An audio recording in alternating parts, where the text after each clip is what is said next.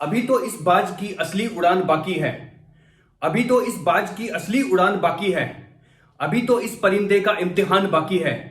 अभी अभी मैंने लांगा है समंदरों को। अभी तो पूरा आसमान बाकी है। Friends, these are the lines told by one of the famous mountaineer of India, Arunima Sinha. देखिए, आज मैं जो केस स्टडी लेके आया हूं, this is the first episode of our case studies and this is the very first episode of our best motivational case studies. And ये ऐसी case study है जो मुर्दे में भी जान डाल दे। मैं बता रहा हूं, अगर इस केस स्टडी को, इस स्टोरी को, इस वीडियो को देखने के बाद आपके अंदर मोटिवेशन नहीं आता है, आपके अंदर कुछ कर गुजरने की भावना नहीं आती है, तो मैं एश्योर करूंगा आपको कि आपको कोई बुक, कोई वीडियो, कोई मोटिवेशन आपको मोटिवेट नहीं कर सकता। अरुणिमा सिन्हा एक ऐसा फौलादी जज्बे का नाम है, एक लेडी का नाम है। 2011 में वो ट्रेन से सफर कर रही थी, लखनऊ से दिल्ली की तरफ आ रही थी। रास्ते में उनको कोच में कुछ बदमाशों से भिड़ंत हो जाती है और वो उनकी सोने की जो गोल्डन चैन होती है गले में, उसको छीनने की कोशिश करते हैं। लेकिन अरुणिमा सिन्हा जो मल्टीपल टाइम वॉलीबॉल चैंपियन भी है, नेशनल चैंपियन भी रह चुकी है इंडिया की, उन्होंने उसको देने से मना कर दिया। और उस छीना झपटी में उन जो 5-7 बदमाश थे, उन्होंने चलती ट्रेन से अरुणिमा सिन्हा को धक्का दिया और वो दूसरी ट्रैक पे जो ट्रेन आ रही थी उससे टकराई और टकरा के वो दोनों ट्रैक्स के बीच में गिर गई और उन बुरी तरह से वो जख्मी हो गई। ट्रेन के जाने के बाद जब उनमें थोड़ी सी जान, थोड़ा सा होश बचा हुआ था, तो उन्होंने उठने की कोशिश की तो उन्होंने देखा उनका एक पैर कट चुका था और उसमें से फोर्सफुली ब्लड आ रहा था। आप समझ सकते हैं कि क्या फीलिंग होगी उस टाइम पे, क्या सिचुएशन होगी। थोड़ी देर बाद उन्होंने बहुत चिल्लाया, बहुत झटपटाया, कोई सुनने वाला नहीं था वहां पे, कोई देखने वाला नहीं था। पूरी रात पड़ी रही वो लड़की। करीब 40 से 50 ट्रेन दोनों ट्रैक से इधर से उधर गई और उसी टाइम जो उनके वर्ड्स में जो उन्होंने बताया, ट्रैक पे जो बड़े बड़े चूहे होते हैं रेलवे ट्रैक पे, वो रात को आके उनके मांस को नोच नोच के खा रहे थे। एंड उसके अलावा छोटे छोटे कीड़े उनके घावों में लग चुके थे और उनकी हालत बद से बदतर होती जा रही थी। मॉर्निंग होते ही उन्हें कुछ गांव वालों ने उठाया, जब वहां पे उजाला हो गया गांव वालों ने उठाया and then they took her to Bareilly hospital. Bareilly के आसपास किसी गांव की घटना थी, बरेली के हॉस्पिटल में ले जाया गया। जब हॉस्पिटल में वो पहुंची तो इससे भी दर्दनाक घटना थी। All the doctors and nurses they were discussing with their self कि हम ट्रीटमेंट करें तो कैसे करें, क्योंकि उनके पास तो एनेस्थीसिया था और कुछ और भी प्रॉब्लम्स थी छोटी मोटी। अरुणिमा सिन्हा ने कहीं से कुछ सुना, उनमें कुछ जान आई, कुछ बोलने की कोशिश की। उन्होंने कहा, डॉक्टर प्लीज आप मेरे को ऑपरेट कीजिए एज सून एज पॉसिबल। अगर मैं पूरी रात उस दर्द, उस घाव और उन समस्याओं के साथ झुलसते हुए भी अगर मैं जीवित हूं और मैं यहां तक आ चुकी हूं, तो अगर आप मुझे बिना एनेस्थीसिया के भी मेरे अच्छे के लिए मेरे पैर का ऑपरेशन करेंगे तो that will be fine enough, मेरे लिए कोई प्रॉब्लम होने वाली नहीं है। डॉक्टर ने उनकी बात मानी और बिना एनेस्थीसिया से उन्हें ऑपरेट किया। थोड़े दिन तक ऐसे ही चलता रहा। उसके बाद जब मीडिया में खबर आई, जब ये पता चला कि ये वॉलीबॉल चैंपियन है, उनको एम्स दिल्ली में शिफ्ट कर दिया गया। फ्रेंड्स, ये उस लेडी की कहानी है जो अभी तक मैं नॉन स्टॉप बोला हूं। अब इसके बाद मैं बताना चाहूंगा कि क्या कंडीशन थी। 3-4 महीने के ट्रीटमेंट के बाद उस बंदी के स्पाइनल कॉर्ड, बैकबोन में 3 फ्रैक्चर थे, एक पैर कट चुका था, उसे पूरी लाइफ प्रोस्थेटिक लेग के साथ चलना था, एक दूसरे पैर में उसकी रॉड लगी हुई थी। 4 महीने जब बिस्तर पे पड़ा रहता है एक पेशेंट, एक लड़की, एक मीडियम क्लास फैमिली की लड़की जब 4 महीने इस कंडीशन में रहती है, तो उस पे, उसके परिवार वालों पे क्या गुजरती होगी, उसके माइंड में क्या फीलिंग होती होगी, कैसे वो जिएगी, कैसे वो आगे बढ़ेगी, कैसे वो क्या करेगी, कैसे उसका गुजारा भत्ता आएगा। लेकिन उस बंदी ने ऐसा कुछ भी नहीं सोचा, क्योंकि ये जो थिंकिंग होती है ना, ये जो मेंटेलिटी होती है, आम आदमी की होती है। और आम आदमी भी जो अच्छी खासी जो कंडीशन होती है ना, बहुत अच्छी खासी और कंफर्टेबल कंडीशन में, कंफर्ट जोन में जब रहता है, जब ऐसी मेंटेलिटी होती है, जब ऐसी सिचुएशन में बंदा पहुंच जाता है ना, जब उसके पास खोने के लिए कुछ नहीं होता। आप जानते हैं उस बंदी का थॉट क्या आया? लास्ट डे जब वो वहां से निकली, उस हॉस्पिटल से डिस्चार्ज हुई, सबसे पहले वो बछेंद्री पाल के पास गई। Bachendri Pal is a famous mountaineer of India और वहां जाके वो बोलती है कि मुझे एवरेस्ट सबमिट करना है। Can you imagine? उससे पहले ये डिस्कस उन्होंने डॉक्टर्स और अपनी फैमिली मेंबर्स के सामने भी किया, तो डॉक्टर्स और फैमिली मेंबर्स चौंक गए। उन्होंने उसको री ऑब्जर्व किया, सारी की सारी चीजें एनालिसिस की कि कहीं इसके कोई मेंटल प्रॉब्लम तो नहीं हो गई है, बिकॉज ऑफ दिस सिचुएशन कहीं कोई मेंटल शॉक्स तो नहीं लग गए, कोई मेंटल प्रॉब्लम तो नहीं हो गई है। लेकिन फ्रेंड्स ऐसा कुछ भी नहीं था। That was the firm determination what she was having at that point of time. वो एक डिटर्मिनेशन था कि नहीं, मुझे कुछ करना है। एक चीज और बताना चाहूंगा मैं आपको बीच में, उस ट्रीटमेंट के दौरान ही मीडिया में बहुत सारी अफवाहें भी थी, बहुत सारी र्यूमर्स भी थी कि अरुणिमा सिन्हा के पास टिकट नहीं था इसलिए वो ट्रेन से कूदी, या अरुणिमा सिन्हा तो सुसाइड करने जा रही थी इसलिए वो ट्रेन से कूद गई। जब ऐसी सिचुएशन किसी ने फेस की हो, किसी लड़की ऐसी सिचुएशन फेस की हो, ऐसी डिफिकल्टी, ऐसी प्रॉब्लम्स जिंदगी और मौत के बीच में लड़ रही हो, उस टाइम पे ऐसी अफवाहें आए उसके बारे में, तो कैसा फील होता है, कैसा दर्द होता है। आप you can imagine this thing. उस दर्द को मतलब उस दर्द का रिप्लाई देने के लिए उन्होंने कहा कि मुझे कुछ ऐसा करना है, बिकॉज सी अगर मुझे मरना होता तो मैं मर गई होती उस दिन ट्रैक पे, लेकिन मुझे कुछ ऐसा करना है, ऐसा कुछ डिफरेंट करना है बेसिकली जो सबके मुंह को बंद कर दे, और मुझे कुछ ऐसा फतेह करना है, मुझे I want to do something different in my life.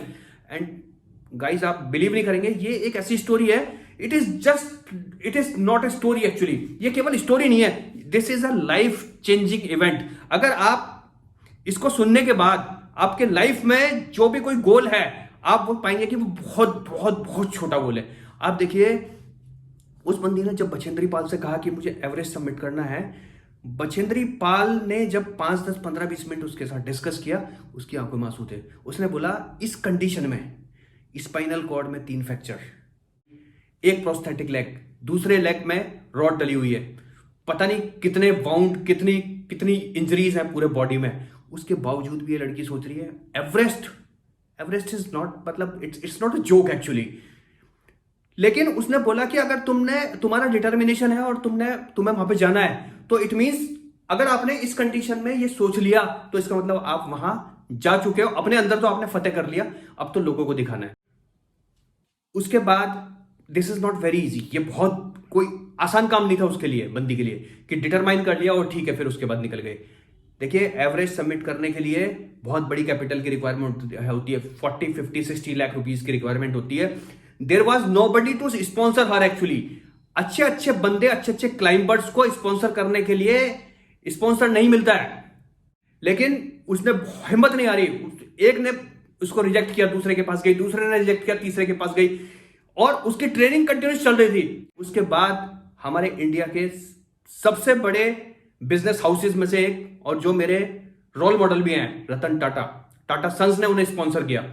Tata sons ने जब उन्हें स्पॉन्सर किया, उसके बाद उस बंदी ने अपनी जी जान लगा दी, अपनी जी जान से, मतलब आप देखिए, एक ऑर्डिनरी पर्सन जो क्लाइंबर होता है, उसको ट्रेनिंग पीरियड में जो चीजें सीखने में और जो चीजें अकॉम्प्लिश करने में 1 महीना लगता है, उसको उसी में 4 महीने का टाइम लग रहा था। मतलब कहने का यह है कि इतना डिफरेंस था, लेकिन उसने दिन रात कुछ भी नहीं देखा उसने, मतलब शी वाज, मतलब उसने बोला था कि आदमी विकलांग जो है ना, शरीर से नहीं होता, आदमी विकलांग यहां से होता है। उसने सोच रखा था कि मुझे मरना और जीना वाला जो फैक्टर है ना, बेसिकली मैं उससे बहुत ऊपर आ चुकी हूं, मैं तो ये समझ लो कि मैं मर चुकी हूं, एंड मुझे अब 101% एवरेस्ट फतेह करना ही करना है।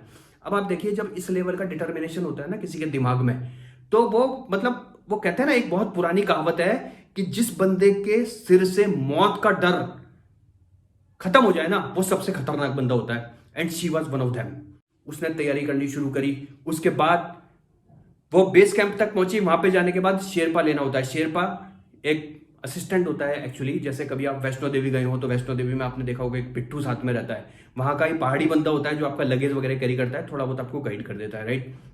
शेरपा भी उसी तरह का बंदा होता है, जो पहाड़ी बंदे होते हैं जो दिन रात वहां पहाड़ों में ही रहते हैं। शेरपा कोई भी उसके साथ चलने को तैयार नहीं था, क्योंकि उसके साथ जाने का मतलब था मौत। हर कोई मौत को गले लगाने को तैयार नहीं हो सकता इस तरीके से, फाइन, क्योंकि उसके दिमाग में तो पागलपन था, वो तो she was just mad, you know, वो तो पागल हो चुकी थी। उसने कहा था नहीं, I want to achieve this anyhow, मुझे कुछ भी करके कैसे भी करके इसको अचीव करना है। वो बंदी इतनी बुरी कंडीशन में, उसके घाव पैरों के बिल्कुल हरे थे, मतलब बहुत अच्छे नहीं हो पाए थे, लेकिन उसको फतेह करना, उसने कैसे ना कैसे करके 1, 2, 3, 4, 5 कितने शेरपाओं से मिली, किस किस से रिक्वेस्ट करी, उसके बाद जाके उनको एक शेरपा मिला। उसके बाद उन्होंने चलना शुरू किया। जब चलना शुरू किया हर पड़ाव पे दिक्कतें थी। प्रोस्थेटिक लेग था, जैसे ही वो क्लाइंबिंग करती थी उसका लेग पूरा का पूरा रोटेट हो जाता था। Can you imagine? मतलब एक अच्छा खासा बंदा भी एक लेवल के बाद एवरेस्ट से, देखिए एवरेस्ट के में 5 पड़ाव होते हैं, 1 2 3 4 5, और जो चौथे से 5वां पड़ाव होता है उसको कहते हैं डेथ पॉइंट। चौथे पॉइंट तक तो वो किसी ना किसी तरीके से चली गई, 5वें पॉइंट पे जाने के बाद तो डेड बॉडीज ही डेड बॉडीज होती है, जैसा उन्होंने एक्सप्लेन किया और जैसा लोगों से सुनने में भी आता है कि वहां पे चौथे पॉइंट से और पीक पॉइंट तक जाने में केवल डेड बॉडीज को देख के, जब देखता है ना अच्छा खासा आदमी, उसका कलेजा हिल जाता है। You know, like it requires a lot of courage actually, it is not easy for everybody.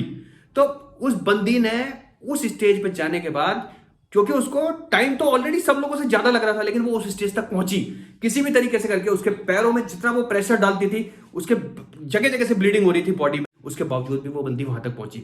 इसके बाद भी आप ये देखिए, शेरपा जो उसका था उसे बार बार बोल रहा था कि नहीं मैडम आप यहां से वापस चलिए, आप मरोगे और साथ में मुझे भी लेके मरोगे। उस बंदी ने हर कीमत पे, हर स्टेज पे इस चीज को डिनाई कर दिया कि चाहे कुछ भी हो जाए, मैं जिंदी रहूं चाहे नहीं रहूं, चाहे मुझे कितनी भी डेड बॉडीज क्रॉस करके जाना पड़े, but I will have to achieve it. बंदी पहुंची, वहां तक पहुंची, टॉप पे पहुंची। टॉप पे पहुंचने के बाद भी उसका जज्बा देखिए बंदी का। उसने अपना फोटोग्राफ के लिए रिक्वेस्ट की, अपने वीडियो के लिए रिक्वेस्ट की अपने शेरपा से। उसके बाद जब वो वापस आ रही थी, वापस आने, देखिए ज्यादातर जो मौतें होती है ना एवरेस्ट पे, वो वापस आने में होती है। वापस जब वो आ रही थी, उसका सिलेंडर, ऑक्सीजन का सिलेंडर ऑलमोस्ट फिनिश हो चुका था। फाइन, उसके बाद चांस की बात है, मतलब बिल्कुल फिनिश हो चुका था और वो बिल्कुल फेंट होने वाली थी। लक ने साथ दिया। एक बात कही जाती है कि लक भी उसी बंदे का साथ देता है जो जी जान से मेहनत करता है। लक ने उसका साथ दिया। एक ऑस्ट्रेलियन क्लाइंबर उसी टाइम पे नीचे से ऊपर जा रहा था और उसके पास एक एडिशनल सिलेंडर था और वो एक्सेस वेट को कैरी नहीं करना चाहता था। उसके शेरपा ने उससे रिक्वेस्ट की और वो किसी तरीके से मान गया और उसने अपना एडिशनल सिलेंडर उसको दे दिया। शेरपा ने किसी तरीके से उसका सिलेंडर फिट किया, उसको एडजस्ट किया और दोबारा से उसमें जान में जान आई। किसी तरीके से वो करते कराते नीचे तक आई। नीचे आने के रास्ते में ही उसका प्रोस्थेटिक लेग बिल्कुल टूट के अलग निकल चुका था। उस बंदी ने एक हाथ में अपने लेग को पकड़ा और एक हाथ में रोप को पकड़ के किसी तरीके से घिसटती घिसटती वो नीचे तक आई, क्योंकि उसे ये था, उसके माइंड में एक ये जज्बा था कि देखिए जो मुझे करना था ना लाइफ में, मैं वो कर चुकी। जो बहुत बड़ा काम था मुझे वो कर चुकी और अब मेरे साथ फाइट है जिंदा वापस जाने की। और मतलब आप देखिए ना क्या फीलिंग रही होगी, किस लेवल का मेंटल स्ट्रेंथ है उस बंदी में। I really salute to her, right. इतनी बड़ी केस स्टडी, इतनी बड़ी पर्सनैलिटी, बड़े से बड़े बिजनेसमैन, बड़े से बड़े पॉलिटिशियन, बड़े से बड़े स्पोर्ट्समैन में मैंने नहीं देखी। इतना बड़ा जज्बा मैंने किसी में नहीं देखा। वो बंदी जब नीचे आई, एक बेस लेवल पे आई, तो वहां पे जितने भी लोग थे वो देख के अचंभित थे, क्योंकि किसी को भी ये उम्मीद नहीं थी कि वो जिंदा वापस आएगी। क्योंकि देखिए जो अच्छे खासे बंदे जाते हैं ना ऊपर, उनमें से भी वापस आने के चांसेस, जो परसेंटेज है वो बहुत कम है। और इस कंडीशन में तो इट वॉज डैम श्योर, मतलब most of the people were damn sure that she will not come alive, it is not possible. अब आप ये देखिए, उस बंदी के आने के बाद, एवरेस्ट फतेह करने के बाद उसका जज्बा देखिए। उसने वर्ल्ड के 7 कॉन्टिनेंट्स के 7 पीक्स को फतेह कर लिया है। Can you imagine? इस कंडीशन में वर्ल्ड के सारे 7 जो टॉप पीक्स हैं माउंटेन्स के, उनको उसने फतेह कर लिया है। पद्मश्री अवार्ड मिल चुका है, प्रधानमंत्री मोदी से अवार्ड मिल चुका है, अब्दुल कलाम से उनको अवार्ड मिल चुका है। अब आप ये देखिए, मतलब वर्ल्ड के पता नहीं कितने अवार्ड्स उनके नाम हैं। और मैं एक चीज आपको बताना चाहूंगा, देखिए मैंने देखा है, मतलब I had been to a number of countries actually. मैं बहुत सारे कंट्रीज में रहा हूं और मैंने देखा है, मैंने लाइफ को, मेरी भी एज करीब 50 के आसपास हो गई, felt this thing, I have felt this factor actually, कि most of the people I have seen in life, they die much before their death. वो अपनी मौत से बहुत पहले मर चुके होते हैं। देखिए मैंने बहुत सारे गवर्नमेंट एम्प्लॉइज को देखा है, बहुत सारे ऐसे एम्प्लॉइज को देखा है जो किसी न किसी संस्थान से रिटायर होते हैं। वो कहते हैं 3 इयर्स तक हमने अपना पूरा लाइफ कर लिया है, राइट, हमने बहुत मेहनत किया, उसके बाद तो रिटायर हो गया, अब नाउ वी आर फ्री। देखिए आपको संस्थान ने, आपको गवर्नमेंट ने रिटायर किया है, आपको लाइफ ने रिटायर नहीं किया है। ओके, इट कैन बी कि यू डोंट रिक्वायर मनी, ऐसा हो सकता है कि आपको पैसे की जरूरत नहीं है, then too you can do something for society. उसके बावजूद भी आपको सोसाइटी के लिए कर सकते हो, you can do for your family, right. आप कुछ ना कुछ एडिशनल करते रहिए। See what ever you will do, आप फिजिकली फिट रहेंगे, राइट, आप मेंटली फिट रहेंगे और कुछ ना कुछ करके तो जाइए। आपको ये लाइफ दी है, आपको ये बॉडी दी है, आपको ये स्पिरिट दी है, आपको इस मतलब whatever sources the resources the God has given to us, we should utilize it fully। नहीं, ऐसा नहीं है। मेरे हिसाब से more than 80% people in India, what I have observed, they die much before their death, right? I'm sorry अगर ये sentence सुनने में आपको बुरा लग रहा हो, but this is the fact। मतलब काफी लोग अपनी जो क्षमता है उसको पूरी तरीके से यूज ही नहीं कर पाते। अरुणिमा सिन्हा को जब जब भी आप अपनी लाइफ में स्ट्रगल देखें, जब जब भी आप अपनी लाइफ में ये सोचें कि मेरे पास, क्योंकि देखिए लाइफ में बहाने, excuses you will find everywhere. Arunima Sinha के पास क्या बहाने नहीं थे क्या? वो हजारों बहाने बना सकती थी फेलियर होने के। अपंग थी, ठीक है, वो हैंडीकैप थी, बहुत सारे बहाने, हजारों, उसका ऑक्सीजन का सिलेंडर खत्म हो चुका था, वो हजारों बहाने बना सकती थी, लेकिन उसने सारे एक्सक्यूजों को एक तरफ करके केवल अपने टारगेट पे, अपने फोकस पे ध्यान दिया और उसने कहा कि नहीं, मैं अपने एम पे फोकस करूंगी and I will have to achieve it. देखिए मैं आपको बताना चाहूंगा, बट इस केस स्टडी ने मुझे कहां पे स्ट्रेंथ दी। कोरोना के पीरियड में 2020-2021 के टाइम की बात है, मेरे पड़ोसी की डेथ हो चुकी थी कोरोना से, मेरी फैमिली में कई लोगों की डेथ हो चुकी थी, मेरी फैमिली में मेरे जानने वालों में बहुत सारे हॉस्पिटलाइज थे लोग, और हम लोग, मैं और मेरी वाइफ, हम लोग भी ऑलमोस्ट एक एक बार इन्फेक्टेड हो चुके थे और हमें ऐसा लग रहा था कि सी डेथ इज फॉर श्योर, कि ऐसा लग रहा है कि भाई ठीक है, अब जिंदगी बिल्कुल लास्ट पड़ाव पे चल रही है। ना कोई बिजनेस था, ना कोई कामकाज था, कुछ भी नहीं था। उस टाइम पे इस तरह की केस स्टडीज ने को जब हमने देखा है ना, जब मैंने इसे मल्टीपल टाइम इस केस स्टडी को देखा और इस तरह की और भी केस स्टडीज को देखा, तो समझा कि यार क्या है, व्हाट इज दिस। मतलब अगर हम जब तक एफर्ट करते रहे ना, जब तक even single breath we have, मतलब लास्ट सांस भी हमारे अंदर बाकी है, जब तक हमें एफर्ट्स करता चाहिए। और देखिए वहां से हाथ पैर मारना शुरू किया और आज काफी कंफर्टेबल पोजीशन में पहुंच गए। मैं आपको बताना चाहूंगी, वर्ल्ड की बड़ी बड़ी यूनिवर्सिटीज में अरुणिमा सिन्हा पे केस स्टडीज बन रही हैं, जहां लोग करोड़ों, लाखों करोड़ों रुपए खर्च करके जाते हैं, उन यूनिवर्सिटीज में एजुकेशन लेते हैं और फिर उसके बाद इन केस स्टडीज को स्टडी करने के बाद वो बड़े बड़े बिजनेसमैन, बड़े बड़े पॉलिटिशियन, बड़े बड़े स्पोर्ट्समैन, बड़ी बड़ी उपलब्धियां वो हासिल करते हैं। तो this is something what you should learn, this is something what you should imbibe in your self. That's it, I can't say anything else. Thank you very much.